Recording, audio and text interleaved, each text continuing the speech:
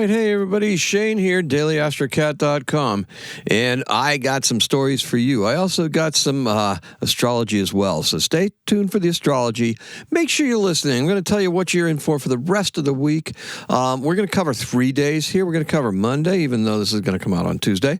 And we're going to also do Tuesday and Wednesday. So let's go. I've got some stuff lined up for you. Please make sure you stay till the end. Like, subscribe, and do all that neat stuff, okay? So anyway, welcome to dailyastrocat.com. I'm your host, Shane. Already went through a little bit of that stuff. This is your place for all things astrology, and we do it with a bell.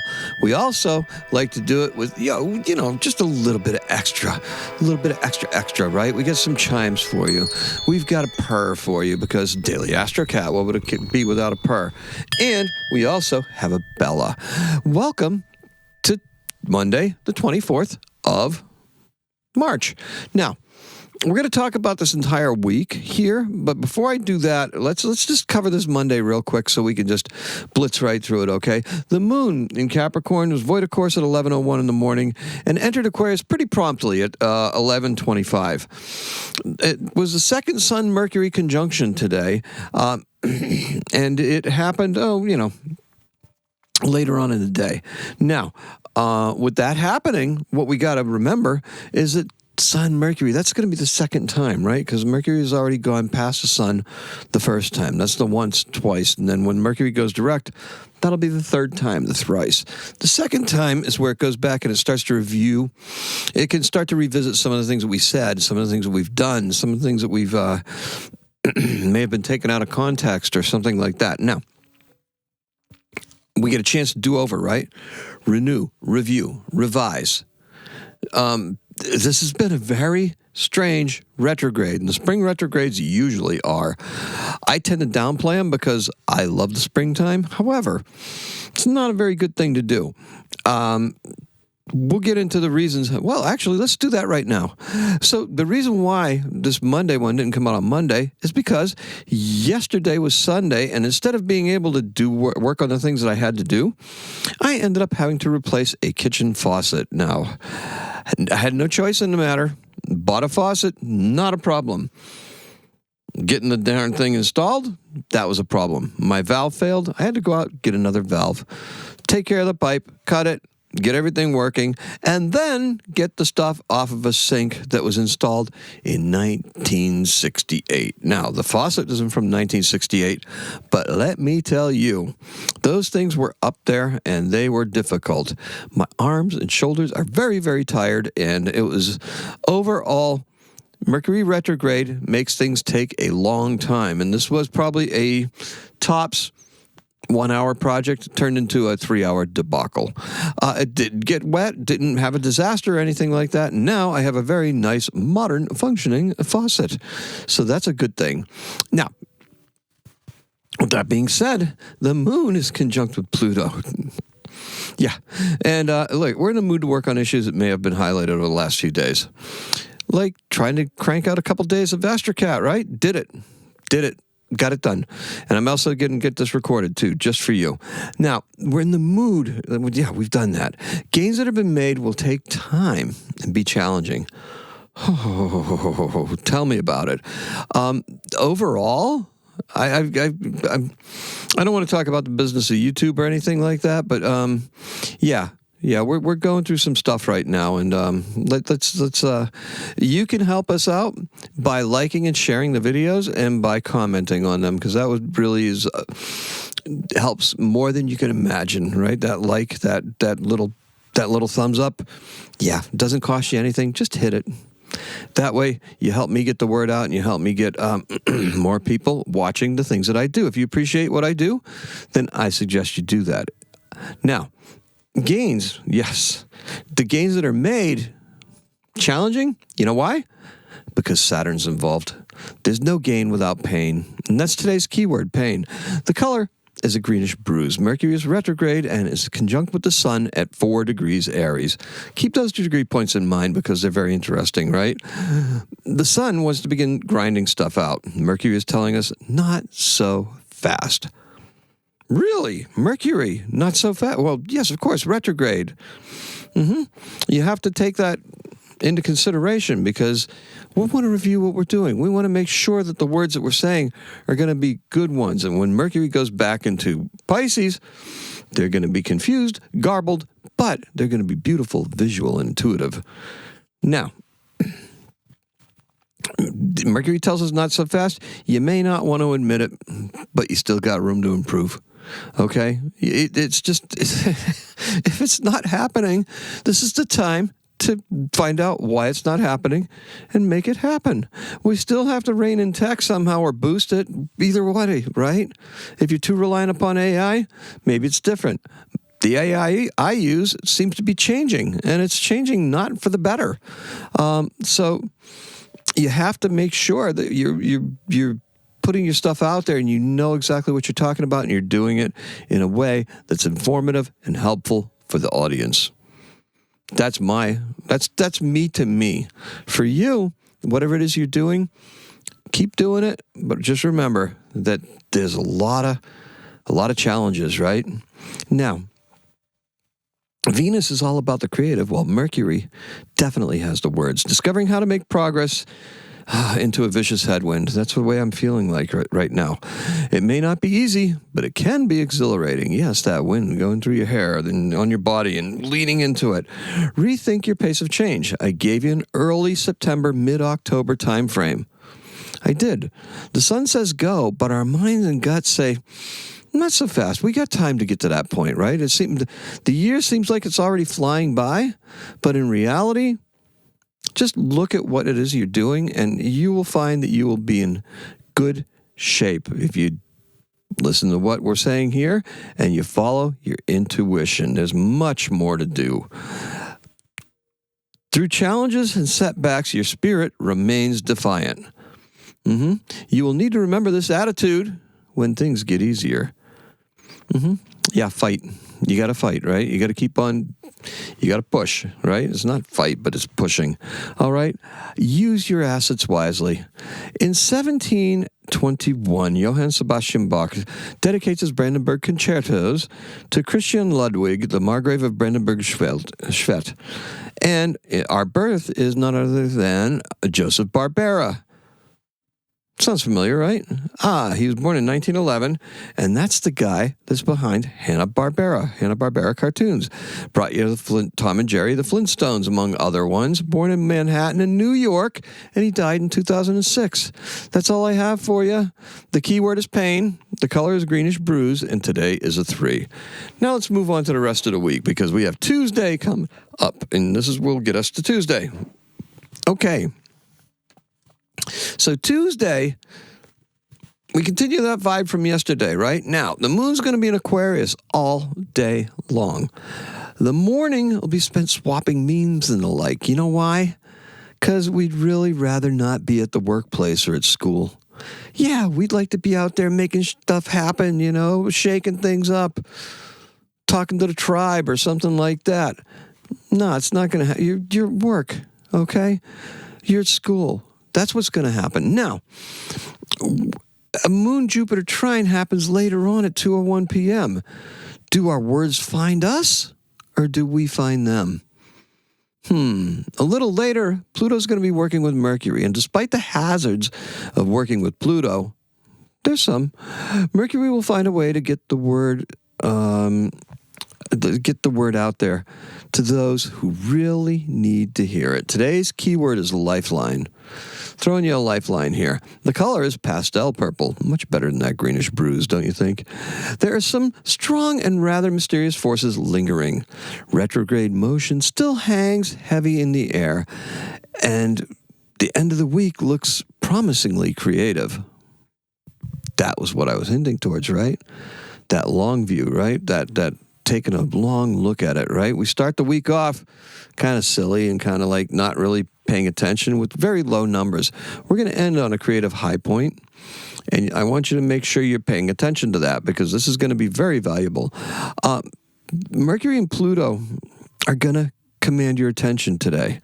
In mythology, Mercury is considered a psychopomp. That means he's someone who accompanies dead souls to the river Styx.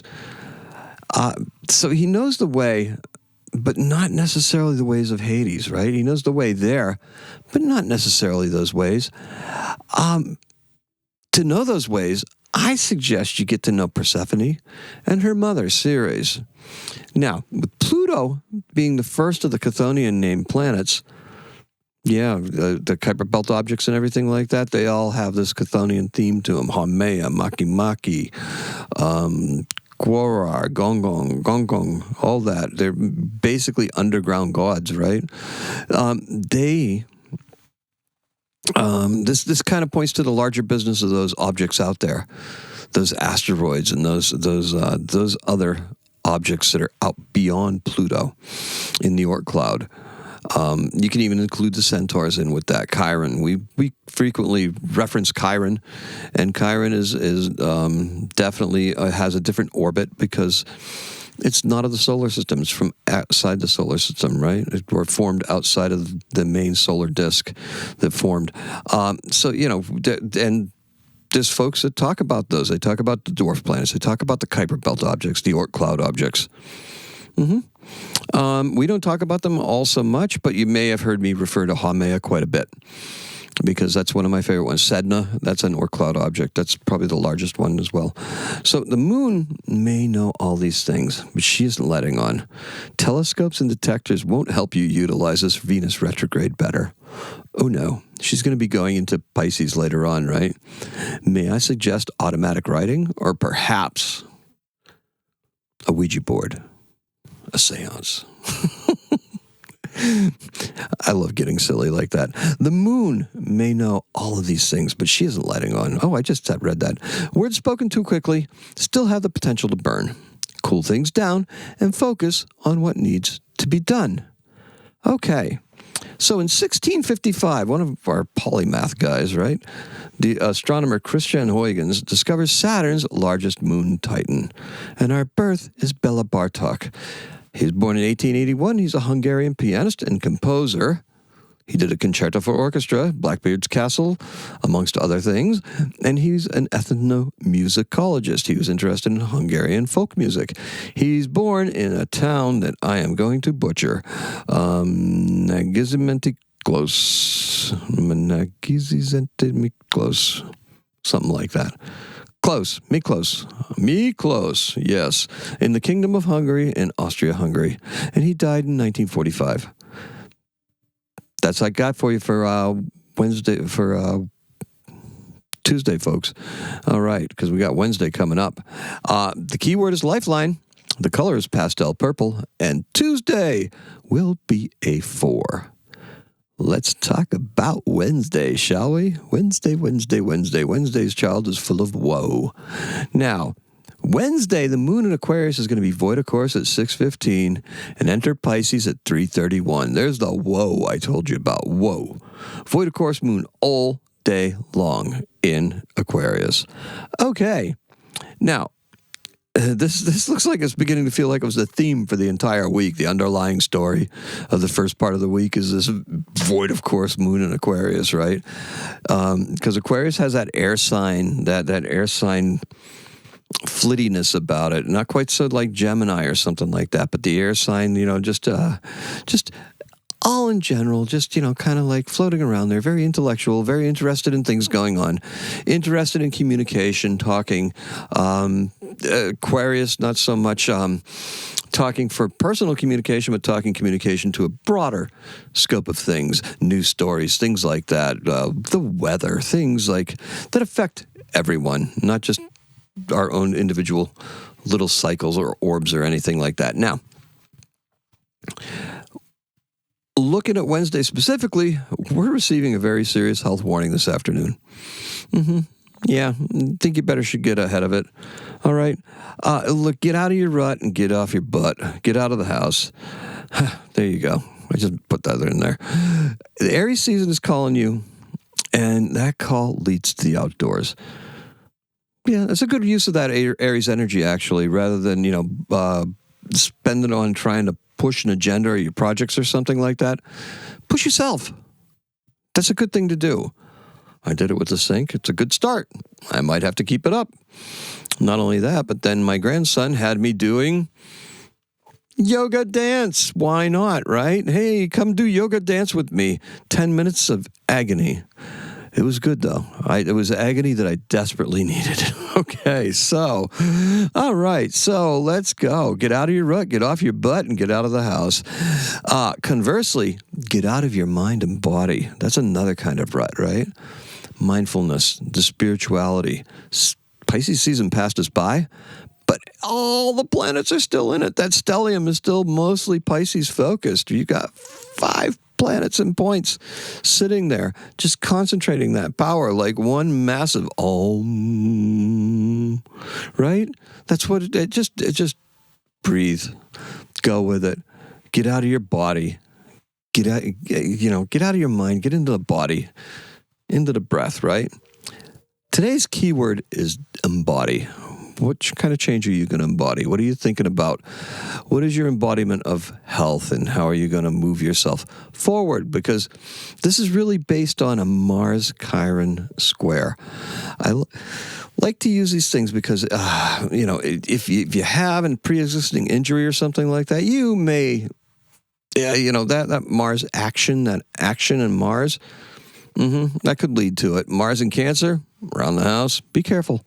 All right, that's all I would really advise. And this is a square, so it's going to have lasting effects. It's not just for today. There's no dividing lines.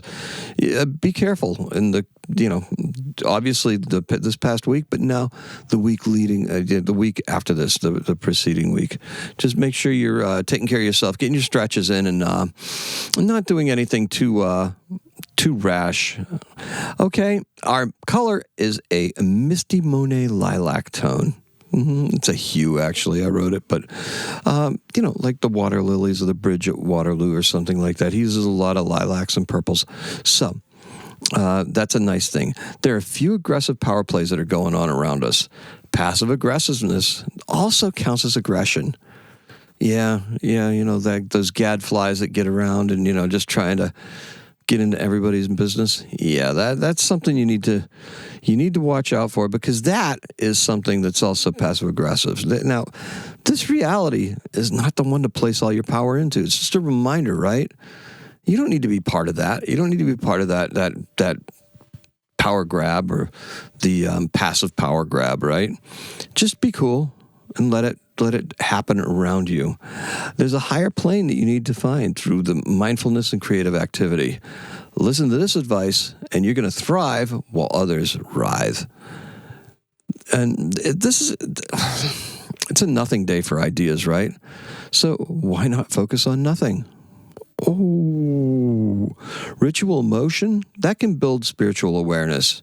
Qigong, Tai Chi, yes. Energy manipulation, love it.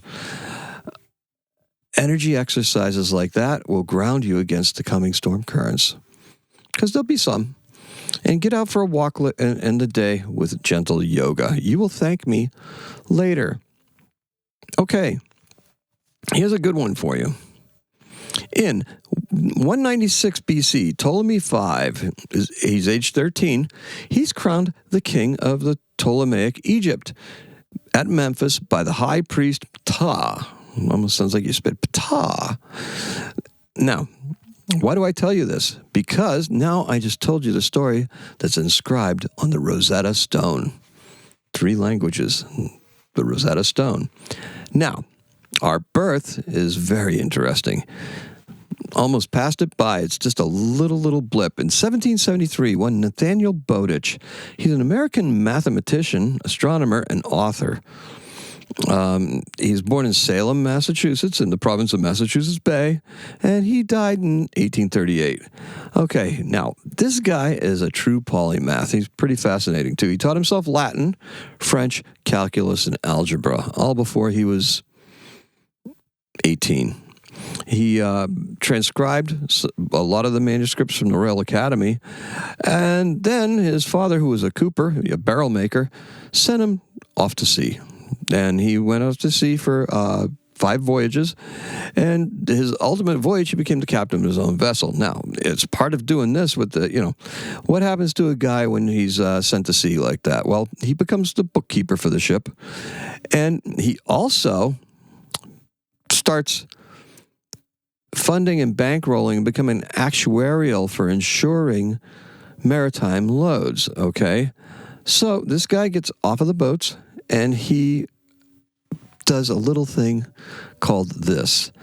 He's writes a book, and it's called, he's the founder of modern maritime navigation. His book is called The New American Practical Navigator, and it was first published in 1802, and it's still carried on board of every commissioned U.S. naval vessel. He had all the corrections and everything in there and figured them all out from the what was it called? There was a practical navigator, the Practical Navigator, and it was written by a fellow named John Moore, and he found thousands of errors in Moore's book and then just compiled them in his own called The New American Practical Navigator. He also has several scientific discoveries ascribed to him. He was offered a chair at Harvard. He was offered a chair at several universities. He was a member of the Royal Society, the American version of that as well. And he was also offered the University of Virginia chair as well. Being an actuary, though, in his insurance businesses, paid better. He turned him down. Yeah, a very distinguished gentleman. Anyway, that's Nathaniel Bowditch for you. Our color is Misty Monet lilac hue, or just a nice misty lilac. And our keyword is embody. Treat your body right. Get yourself out there. And make sure you enjoy the day. I love each and every single one of you. Thank you so much for watching. I appreciate it. I hope you share the video, and definitely leave me a comment. Leave me a comment. Hit the bell for notifications. It's your first time. I appreciate it. Today, for Wednesday, it's also a 4. And that's all I have for you. Happy Astrocatting.